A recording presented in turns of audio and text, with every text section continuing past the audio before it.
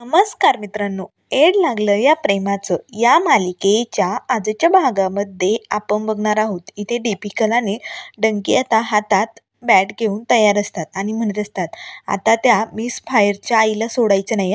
आमच्या राया भाऊला मारते, आता ना तिचा गेम करूनच टाकायचा. तेव्हा लगेच राया म्हणतो, गप्प बसा. कोणी जरी त्या माऊलीला टच जरी केलं ना, बघा त्याला सोडणार नाही आम्ही. अरे भावांनो, आज पहिल्यांदा आईच्या मायेचा स्पर्श काय असतो ना, हे कळलंय मला. खरंच खूप लोक काही नशिबवान असतात रे, ज्यांच्याकडे अशी माऊली असते. आणि आज आज त्या माऊलीचा स्पर्श झालाय मला, असे म्हणून आता राया लगेच आपल्या गालाला हात लावू लागतो आणि रडू लागतो. तर आता डिपिकल म्हणू लागतो, भावा काय बोलतोय तू? तेव्हा लगेच राया कपाटातून आपल्या आईचा एक फोटो असतो, म्हणजे त्यात चेहरा नाही दिसत, फक्त अर्धा कापलेला फोटो असतो. तो हातात घेतो आणि म्हणतो, खरंच माऊली, आज मला तुझी लय आठवण आली, असे म्हणून रडू लागतो. त्याच वेळेस इकडे जीजी किचनमध्ये काम करत असते, तर तिचा हात दुखत असतो. त्याच वेळेस नाना येतात आणि जीजीच्या हाताला मलम लावू लागतात आणि म्हणू लागतात, कशाला एवढे मोठाले पराक्रम करायचे जे सोसत नाही ते? आपलं वय काय, तू करते काय उमा? तेव्हा जीजी म्हणू लागते, अहो मी काही जगावेगळं काही केलं नाहीये. आई आहे मी एक, आणि मुलं चुकली की त्यांना मारावंच लागतं. त्याच वेळेस नाना म्हणू लागतात, अगं राया काय आपला मुलगा नाही आहे, तो गुंड आहे, आपला मुलगा निखिल आहे. तेव्हा लगेच जीजी म्हणू लागते, बरं झालं तर गुंड राया माझा मुलगा नाही, असला मुलगा नको पण मला. खरंच, पण काय करणार, मला सहन झालं नाही म्हणून मारलं मी त्याला. बघा ना किती हात दुखतोय. तेव्हा जीजीला आता नाना म्हणू लागतात, मग काही गरजच नव्हती त्या रायाला मारायची, किती हात सुजून घेतलाय. त्याच वेळेस आता इकडे राया दीपिकाला आणि डंकीला म्हणत असतो, त्या माऊलीला टच पण करायचं नाही, नाहीतर हात मोडून हातात देईन सांगून ठेवतो. तेव्हा लगेच दीपिकल म्हणतो, हो भावा आम्ही काहीही करणार नाही. तेव्हा लगेच राया म्हणू लागतो, कधी आईचा मार खाल्लाय तुम्ही? खाल्लाय का मार? तेव्हा दीपिकल आणि डंकी नाही म्हणू लागतात. तेव्हा लगेच राया आपल्या गालाला हात लावतो आणि म्हणतो, आईची माया प्रेम काय असते ना, हे आज मला समजलंय रे. खरंच मला लई आईची आठवण आली, पण त्या माऊलीची माफी मागायची राहिली रे, तिला सॉरी म्हणायचं राहिले. तेव्हा लगेच दीपिकल म्हणू लागतो, अरे भावा, पण तू त्या माऊलीसमोर गेल्यानंतर ती काही तुला माफी मागू देणार आहे का? त्यामुळे नको जाऊ. तेव्हा राया म्हणतो, नाही नाही दीपिकल, मला त्या माऊलीला सॉरी म्हणावंच लागेल, आपली चूक झाली ना, मिस फायरच्या जीजीला मला सॉरी म्हणावंच लागेल. असे म्हणून रायाही इकडे मंजिरीच्या घरी निघालेला असतो. तरी ती मंजिरी आता संध्याकाळ झाल्यानंतर घरी आलेली असते.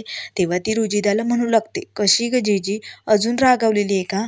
तेव्हा मंजिरीला त्या रुजिदा म्हणू लागते, हो ग, खरंच जीजी खूप रागावली, आता तिचा राग निवळेल की नाही सांगता येत नाही. तेव्हा मंजू म्हणू लागते, अगं रुजिदा काळजी करू नको, जीजीचा राग शांत करण्यासाठी मी तिच्या आवडीची मिसळ पाव मागितली, आता येईलच इतक्यात. तेव्हा रुजिदा म्हणू लागते, काय माहिती आता ती ऐकते की नाही, चला बघूया. त्याच वेळेस आता इकडे बाहेर ऑर्डर घेऊन तो मुलगा आलेला असतो. तर आता राया ही मंजिरीच्या घराबाहेर आले असतो. तेव्हा लगेच राया म्हणू लागतो, कसली ऑर्डर आहे आणि कुणासाठी आहे? तेव्हा तो मुलगा म्हणू लागतो, राया भाऊ, ती ऑर्डर ना मंजिरी ताईने मागवली, मिसळ पावाची ऑर्डर आहे, द्यायची मला ती. तेव्हा राया म्हणू लागतो, मग मी देतो की भावा, राहू दे ना मी देतो. तेव्हा तो मुलगा म्हणतो, नाही नाही असं कसं, माझा मालक मला ओरडेल ना, माझं काम जर असं मी चुकवलं तर. नाही मी देतो. तेव्हा राया म्हणतो, अरे भावा, आत्ताच मी भावा बोललो की नाही, मग तुझा भाऊ झाला ना, मी काय बी कामात गफलत करणार नाही, दे इकडे. आता मात्र तो मुलगा रायाला घाबरतो आणि पटकन रायाकडे ती ऑर्डर देऊन टाकतो आणि तिथून निघून जातो. तेव्हा राया लगेच अति डिपिकलला फोन करतो आणि म्हणू लागतो, पटकन हे अर्जंट एक काम आहे. तर इकडे आतमध्ये मंजिरी जीजीकडे आलेली असते, तर जीजी मात्र तिच्याकडे बघत नाही. तेव्हा मंजिरी म्हणत असते, जीजी प्लीज माफ कर ना गं, जा ना आता सगळं विसरून, नको ना राग धरू गं जीजी. तर आता जीजी म्हणत असते, नाही मंजिरी, तू चुकली, पैसे मागण्याचा असा कुठलाही मार्ग नसतो, दुसऱ्या मार्गानेही पैसे मागू शकतो आपण.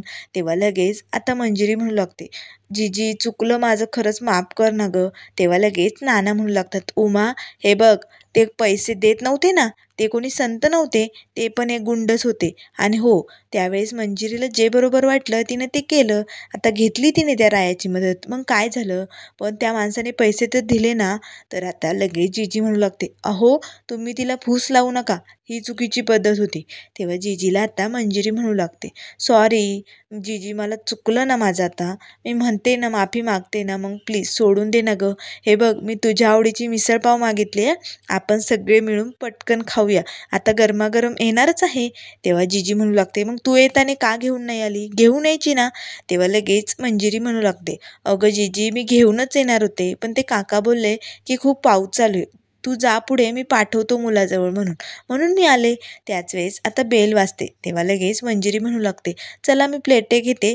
जिजी, तू पटकन ऑर्डर घेऊन ये बरं. तर आता जिजी इकडे बाहेर आलेली असते. दरवाजा उघडताच बघते तर आता ऑर्डर घेऊन हा राया आलेला असतो. म्हणजे जिजी काही त्याला ओळखत नाही, कारण त्याने चेहऱ्याला मास्क लावलेला असतो. तेव्हा आता लगेच जिजीच्या हातात ऑर्डर देताच राया ती ऑर्डरची चिठ्ठी खाली पडतो आणि पटकन जिजीच्या पाया पडतो. तेव्हा जिजी म्हणू लागते, अरे पायाला कशाला हात लावतोय? चिठ्ठी तर इकडे पडली ना. तर आता त्याच वेळेस मंजिरीचं लक्ष जातं. तर मंजिरी तो मुलगा जिजीच्या पाया पडतो हे बघते, पण मात्र तो राया आहे हे तीही ओळखत नाही. तर आता राया लगेच पाया पडतो आणि जिजीच्या हातात बिल देतो आणि तिथून निघून जातो. तर आता लगेच जिजीही आतमध्ये जाते. तेव्हा राया मनाशीच म्हणतो, खरंच माऊली, खरंच आज तुझ्या पायाला स्पर्श करताच एका आईचा आशीर्वाद मिळालाय. देवा, हेच वैकुंठ असतं असं म्हणतात ना, आज ते वैकुंठ मला मिळालंय.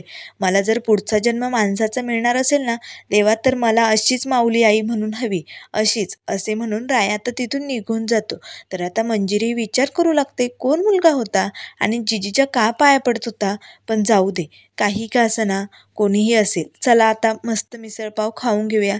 असे म्हणून रुजिदा, मंजिरी आणि जिजी आणि नाना सर्वजण तर इथे मिसळपाव खात असतात. त्याच वेळेस आता लगेच शशिकला येते आणि ते वा वा वा वा, पार्टी चालू इथे मिसळपावची. का फक्त मिसळपावलाच पैसे घातलेत, काही शिल्लक ठेवले की नाही? माझं भाडं देणार होती ना, तोऱ्या तोऱ्यात सांगून गेली होती. तेव्हा लगेच मंजिरी उठते आणि म्हणते, हो शशिकला काकू, आता तू मला म्हटल्यानंतर तुझं काम पूर्ण केलंच पाहिजे की नाही. हे घे तुझे 7,000 रुपये महिन्याचं भाडं. आता आम्ही आमच्या घरात आमच्या रूममध्ये राहू शकतो ना. तेव्हा लगेच शशिकला म्हणू लागते, अरे बापरे, एक विसरूनच गेले, एक गिऱ्हाईक आलं होतं, 10,000 देत होतं, आता काय करायचं? 7,000 कुठे, 10,000 कुठे? मी त्यांना घर देऊनच टाकते. तेव्हा जिजी उठून उभी राहते आणि म्हणते, अगं शशिकला, किती खोटं बोलणार आहे, जरा थांबव. किती तोंड बदलते तू, सकाळीच तू 7,000 बोलली ना, मग आता कशी 10,000 म्हणते? तेव्हा लगेच शशिकला म्हणू लागते, मग किचनमध्ये राहण्याचे 7,000 रुपये घेऊन टाकते मी. चला, हे झालं महिन्याचं भाडं किचनमध्ये राहण्याचं, हो की नाही. तेव्हा लगेच आता जिजी म्हणू लागते, शशिकला चुकीचं वागते तू. त्यावर शशिकला म्हणू लागते, ठीक आहे मग 7,500. तेव्हा जिजी म्हणू लागते, अगं जरा तरी दया दाखव, काय बोलतेस? तेव्हा लगेच आता शशिकला म्हणू लागते, ठीक आहे 8,000, 8,500 असे 9पर्यंत जाते. तेव्हा मंजिरी म्हणू लागते, जिजी तू काहीही बोलू नको, शांत बैस बरं. ठीक आहे, तुला 9,000 द्यायचे का किचनचे? तेव्हा शशिकला म्हणू लागते, रूममध्ये राहायचं असेल तर 10,000 घेईल मी. आता लगेच मंजिरी आणखीन 3,000 रुपये काढते आणि शशिकलाच्या हातात देते आणि म्हणते, झालं आता तुझं, भेटले ना तुला 10,000. तेव्हा शशिकला आता लगेच तिथून निघून जाते. तेव्हा जिजी आता नाराज होत असते. त्याच वेळेस मंजिरी म्हणू लागते, जिजी नको ना नाराज हो गं, चल ना, मिसळपाव थंड होते की नाही. नाना, चला बरं, तुम्ही नका लक्ष देऊ, घ्या बरं खाऊन. त्याच वेळेस मंजिरीचा फोन वाजू लागतो. तेव्हा आता मंजिरी फोन उचलते. तर आता त्या ऑर्डरवाल्या मुलाने फोन केलेला असतो. तेव्हा तो म्हणतो, मंजिरी ताई सॉरी मी ऑर्डर नाही देऊ शकलो, कारण तो रायाभाऊ मध्ये आला ना, तो मला बोलला की माझ्याकडे दे, मी देईल, पण मी भीतीने घाबरलो आणि त्याच्याकडे देऊन टाकली. तेव्हा मंजिरी म्हणू लागते, काय?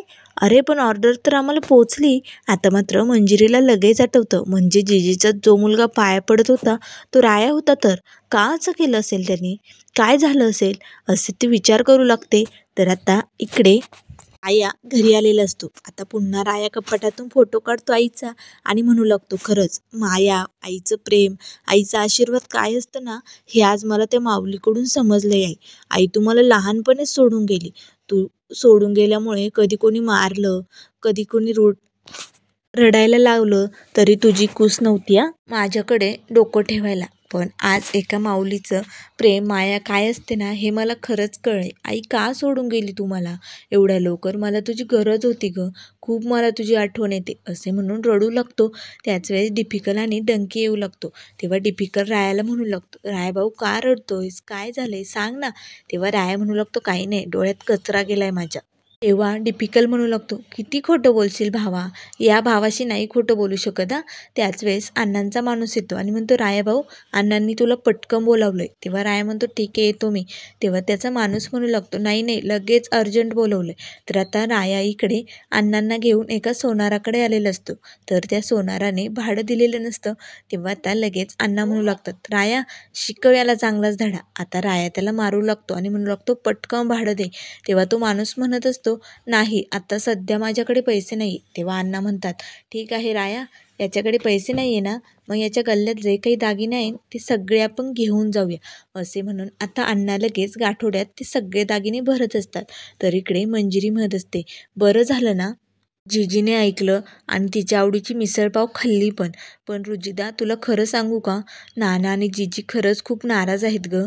बघ ना, नानांनी मागच्या वेळेस ऑर्डर आली किंवा जिजीचे कानातले गहाण ठेवले होते, पण आता ते कानातले सोडवावे असं मला वाटतंय गं. खरंच, कारण नानांना जिजीचे मोकळे कान बघितले का अपराधी असल्यासारखं वाटतंय गं. तेव्हा रुजिदा म्हणते, हो तू सगळं काही करशील आणि तुझा तो राया तो सगळं काही करेल. तेव्हा लगेच मंजिरी म्हणू लागते, रुजिता तुला एक सांगू का, मगाशी ऑर्डर घेऊन आला होता का? अगं तो रायाच होता. तेव्हा रुजिदा म्हणते, काय, आणि तो कशाला इथे आला होता? तेव्हा मंजिरी म्हणू लागते, काय माहिती बाई, मला पण काही समजतच नाही आहे. पण रुजिदा, अगं ते सोनाराचं दुकान आता चालू असेल ना, आपण जाऊ ना, पटकन ते कानातलं घेऊन येऊया असं मला वाटतंय गं. तेव्हा रुजिदा म्हणू लागते, अगं पण एवढ्या रात्री? तेव्हा मंजिरी म्हणू लागते, हो ना, मला ना जिजीचं ते कानातलं द्यायचं आहे गं, त्यामुळे मी असं करते, मी जाते. आता कसं आहे, बाहेर सगळी वर्दळ चालूच असते ना गं अजून, त्यामुळे काळजी करू नको, मी पटकन घेऊन येते. तर इकडे आता मित्रांनो पुढील भागामध्ये आपल्याला बघायला मिळेल, इथे अण्णा त्या सोनाराच्या तिजोरीतील सर्व दागिने घेऊन निघालेले असतात. त्याच वेळेस मंजिरी येते आणि म्हणू लागते, अण्णा प्लीज तुम्ही जे कानातले घेऊन चाललायत ना, त्यात माझ्या जेजीचे कानातले होतो तेच हवेत मला, बाकी काही नको आहे, मला तेवढे कानातले घेऊ द्या ना अण्णा. असे म्हणून आता मंजिरी ते गाठोडं ओढू लागते. अण्णा मात्र तिला लोटून देतात आणि तिथून पळून जातात. त्याच वेळेस आता मंजिरीच्या हाताला दुखापत झालेली असते. तर इकडे इन्स्पेक्टर जयची आणि रायाची धडक झालेली असते. त्याच वेळेस आता जयच्या खिशातून लगेच ते मंजिरीच्या जिजीचं कानातलं खाली पडतं. आता रायाला सगळा प्लॅन समजलेला असतो. तर आता इथे इन्स्पेक्टर जय मंजिरीच्या घरी आलेला असतो आणि तिच्या हाताला मलम लावू लागतो.